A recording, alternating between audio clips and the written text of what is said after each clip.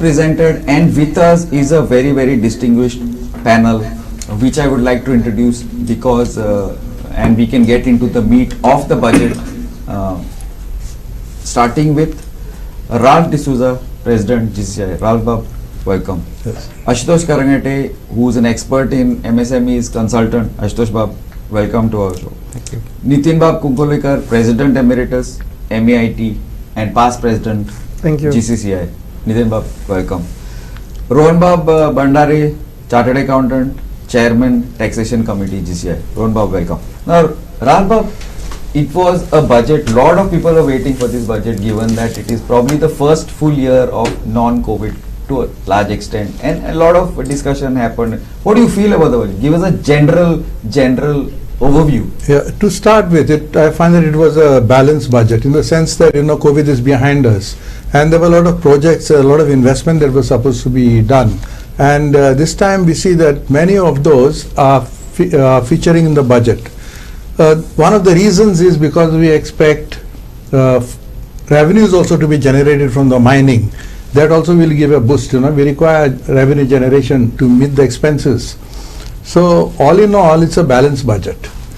The chamber, in the pre-budget discussions with the Chief Minister, who is also a Finance Minister, we had made a presentation of 10 crucial areas where attention was required during this budget. And we are happy to say that 7 out of 10 have been met with. So it's excellent. In the sense that one was reduction on duty on high-end liquor and increase on low-end liquor. In this way, what is to happen is there are many states in India, especially in the north, like Delhi, like Chandigarh, even in Noida and Gurgaon, the high-end liquor is cheaper than Goa. And we have a huge inflow of high-spending clients coming from there. And many of them come with their own liquor. So government was losing all revenues. Now how to do it? And we want to encourage also high spending tourists. Decrease that and encourage them. And government shouldn't lose much revenue. So low end liquor, which is mostly consumed by the all male groups and all that, come on the beach and all that, and that also can be taken care of. But the revenues of the government will be well protected in this also.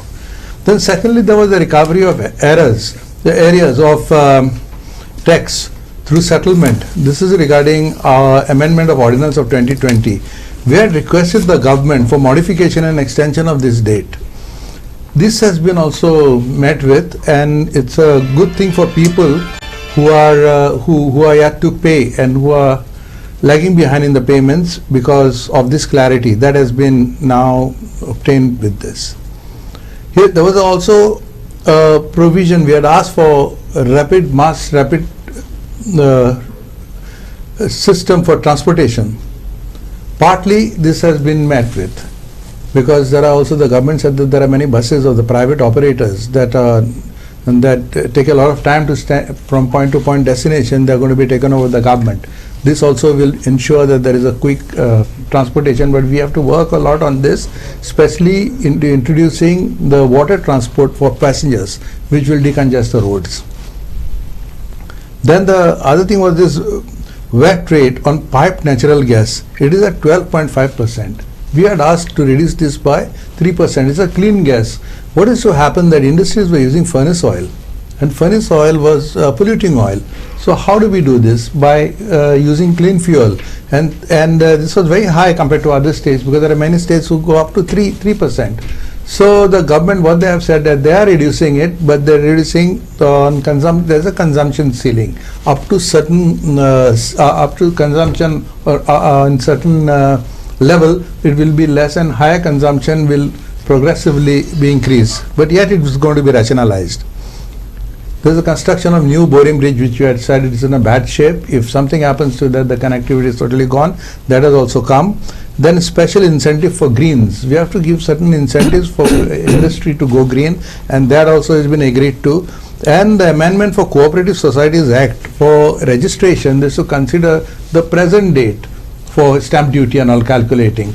But government has agreed that it was the date of handing over, date of construction that will be considered this time. That's a huge relief for the flat owners in the cooperative societies, that is one. And secondly, also government, the revenue was stuck till start getting the revenue. So these are all the things that have been accepted that Chamber had done. It was a balanced proposal where the citizens would benefit, industry would benefit, and government also would generate revenues. That's the way we had that presented this. Thanks, Rajbab. Ashutosh Bab, now MSMEs, big sector, especially in Goa. What do you feel this budget has to do, and what it has given you and the industry? So before I get into the more serious topics, a little on the lighter note. One very positive thing which I found is I'm going to get a very good dinner tonight because after a long time the sort of neglected TB Chest hospital has been allocated 167 crores, and why I'm very happy is my wife is a doctor working there for many years, and because now thanks to GCC's efforts the liquor on the tax on liquor, high-end liquor will reduce. I think I can add scotch to it when I have my dinner as well. On the little sadder note, I thought Panchamites will get some incentives for suffering the whole smart city thing. That has not really come in. Now, really on the more serious aspects of MSME, I think Ralsa has covered most of the aspects on that's a balanced budget and things like that. I personally had a couple of thoughts beyond this thing in terms of attracting industries to Goa. What I really felt is that there could have been some amount of incentives and more incentives in terms of reimbursements on, let's say, a GST spend or any other spendings which these big industries could have done to Goa, and then they would have got the reimbursements part of it. I am aware of very few schemes which have been announced in this particular budget, that is the CMRY for the startups, not really clear on what is going to be the budget sanction to them. But generally it's in the nature of 10 to 20 lakhs, whereas most of the startups now require much higher funding. Similarly, for newer businesses, a similar kind of proposal has also been put down, which again, the amount is not very clear, so the finer print would need to be actually seen. One concern which I have on the revenue part of it is to take care of the deficit of the GST, which is being allocated to states. We are approximating about 800 crores to come from mining. For 800 crores of revenue to come from mining, you require 6,000 crores approximately of mining revenues to be there.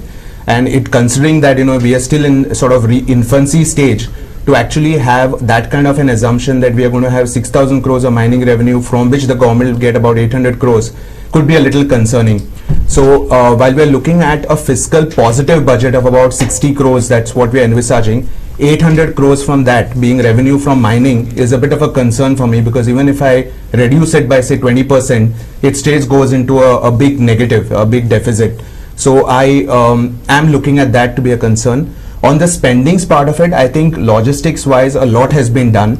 We have realized from the center as well that there's a lot of impetus on creating infrastructure, and through the infrastructure there is going to be a lot of positive things. So the 4-laning of the highways finally from right from Margao up till Kankorn is a very big step in the positive direction, because I'm sure land acquisition will now start happening and things will go very quickly.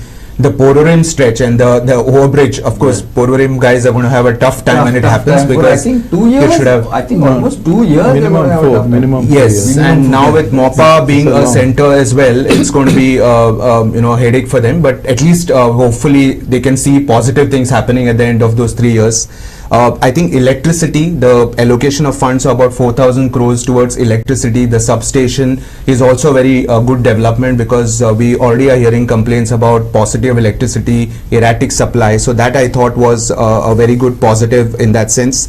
I think Ralsa spoke about the impetus on the green policy. I did not get the exact words, but I thought there was a Goa green policy where they are looking at allocating 1,000 crores towards alternate sources of energy, solar power generation, hydrogen as a pilot project is being initiated. So I think some of these steps, when they have thought about very innovative funding in the positive direction, creating of both the infrastructure and the power to fuel that infrastructure, is good. But as I said, I have some concerns on the revenue part of it and how that's going to flow in, because there is no real impetus which I found in bringing industries into Goa by really showcasing to them in terms of what's the kind of incentives available to you, whether it's IT or whether it's MSME. So I'll probably leave it. Thanks, Ashutosh. Pleasure. Nitin Bab, this I think it continues, because you are the industrial guru, so as to say. So what do you feel? So, first and foremost, I really congratulate the Honorable Chief Minister for presenting an outstanding budget. And I do say that it is outstanding because you can reflect the double engine growth which he was talking about. If you see, he has very strategically and beautifully integrated the central assistance and clubbed it with the Goa budget and tried to bring it as one. That's what double engine means. Like for example, you look at the allocations for highways. This patch of Goa was really creating problem. Like you come all the way from Gurgaon to Bombay highway is almost getting complete in August. Then Bombay to Goa highway is almost through, and new highway from Goa to Nagpur is going to come up. Goa to Hyderabad is going to come up via Sindhudurg and all. So when all these things happen, the Goa becomes very important part, and pass through Goa was the Vernam was a lack. When then Naveli from Margaon to Kankon also was a lack. Porvorim also. Yeah, Porvorim was a hurdle, but that was actually proposed earlier, but got held up. Now they are clearing it off. So look at it, entire India would move towards Goa and towards south, and all of a sudden we are creating a mess. So this investments will really create a lot of economic development, and the massive spending of the central government. So secondly, you look at in electricity also, there is a lot of central assistance coming up, and river navigation, dredging also they talked about it, archives, and so many industries. So very strategically he has placed the budget. I really congratulate. Secondly, I could see Honorable Chief Minister fully settled in his chair. That's something which is very good. Normally to understand, it takes a couple of years. Last year he got re-elected. A year before that was election year, and then COVID times. He had very challenging times. So this is, as my predecessor Mr. Rao D'Souza mentioned, this is the first clean year that he got to present a budget, and he has done an outstanding job. I'm really proud that Goa has presented such a budget. It has everything for everybody, from a cooperative sector to transport to tourism. He's talking about ecotourism getting expansion, IT, and he's talking about e-governance and a special emphasis on Public Service Delivery Act. That's very important. You can't just make e-governance by giving IT related solution. You need a backup of a legal process also getting changed and improved to deliver those services. So these are some of the initiatives. He is trying to make it a very integrated approach in the revenue mobilization, creating multiplier effect of multiplier economic effect in various aspects. Is trying to create a value chain, try to integrate a value chain, improve the governance, improve the speed of governance, and improve the entire infrastructural profile of the state. If the I think in 5 years, the kind of base what he is creating in next 3 to 4 years, he is going to spend at least 20 to 25,000 crores in infrastructure. You can look at this budget. This budget itself has around 7,000-8,000 crores. So that means it's going to be massive as compared to the size of Goa. So it will create a major economic advantage for the state in long run. Coming back on a cooperative sector, which I noted a very important thing, and thanks to Chamber for taking up that issue. There were a lot of cooperative societies where the conveyance was not made in favor of the society, and as a result of that, Registrar of Cooperative Societies has asked for deregistration of societies, and there are such 935 societies in the state of Goa which had in a panic mode. And out of the 200 or plus cases, there was no transfer of ownership happening. Poor investors, people who had invested some 10-15 years back, were in a misery. I think CM has given a good year and considered for the first time, and I think I must compliment him for this initiative. I don't know what is the exact rate that will come, but he has indicated that some flat rate will come, and for a specific time. It's an immunity scheme which was required, and I have seen with many societies this effect where people were helpless. The stamp and registration fee was constantly hiking up. People were actually choked. And I think this is going to benefit at least 8 to 10,000 people in the state of Goa. So I really appreciate his initiatives. He didn't hesitate to reduce the tax on the liquor, high cost liquor. We were criticized saying that Delhi, earlier people used to come to Goa to enjoy the quality of life and have good fun. And now there was a reverse allegation that Delhi is cheaper than Goa. I think that was not something which Goa But should. Nitin Babu, it was not an allegation, it was a fact. Yeah, yeah. So I think he has corrected. So this talks about three aspects of Honorable Chief Minister. A, sensitivity to the development of the state by making it more inclusive in all sectors and all class of people. B, sensitivity towards soft development of the state. And third is sensitivity to the grievances of the people to make it as a good welfare state. And I compliment him on all these three aspects. Thank you, Nitin Babu. Rohan Babu, meat of the thing. You are the guy who is going to give us the actual up, what goes up, what goes up. Not literally, but literally. Yeah, Rohan Babu, to you. Yeah, see, making a Goa budget is a difficult task, and I felt that this year would be all the more difficult because if you see the revenues today, GST is something which is really not in our hands. And secondly, what is happening is that the GST compensation has also now tapered off. The 5-year kind of constant returns that we used to get at 14%, that has also now stopped. And many of the loans which we had taken in the past years, that principal also is now due. So so there was a feeling that it's going to be very difficult for us to this thing. But if you see the budget, and the budget this time has got annexures, so you can see the way the Honorable Chief Minister has really taken a lot of efforts to plan this kind of a budget. So this budget has been quite a please all kind of a budget. He's looked at all the sectors. Main thing is he's also been as Nitin sir was saying, the kind of central kind of theme has also been kept. So if you see infrastructure, even in the union budget, there was almost a 33% kind of an increase. You see a kind of a similar increase here in Goa. And if you see the kind of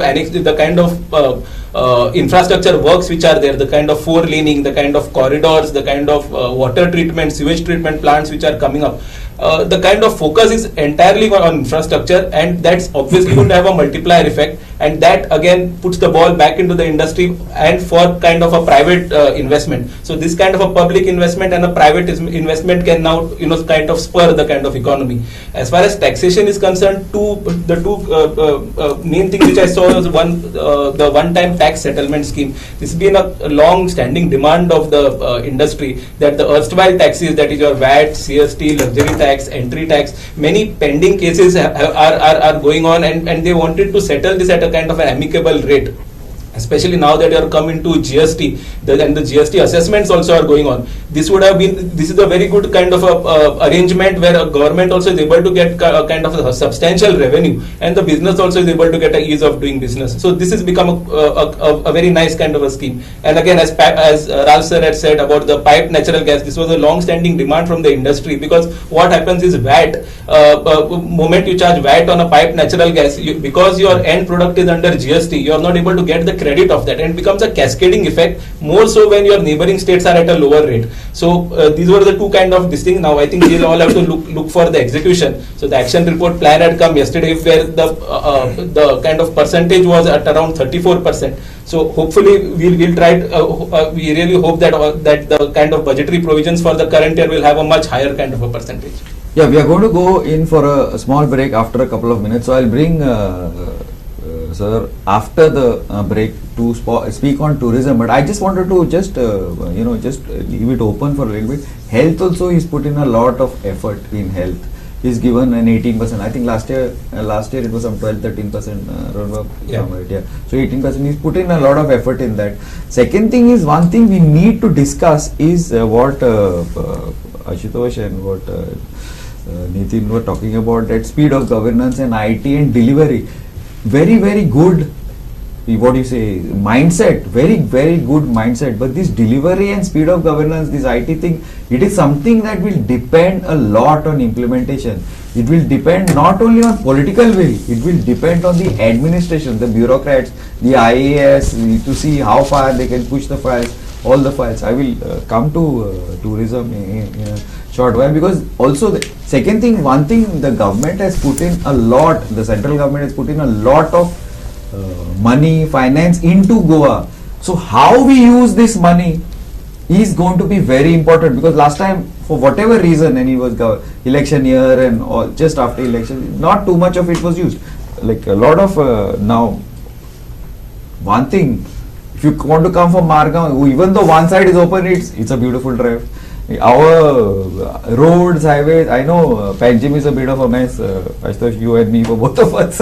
But the buses is good, doing some electric buses, whatever. So that is a good thing. So what do you think? Before I come to sir, to you, I would like to just open it up on this delivery bit, because we have exactly 2 minutes before we go in for a break.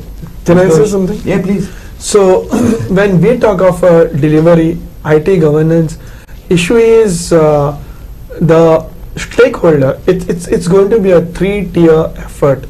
One is the government political side, 2 is bureaucratic side, and 3rd is user side. Lot of public service delivery, we call it through e-governance or through your processes or improving the ease of doing business. The stakeholder pressure is very less in Goa.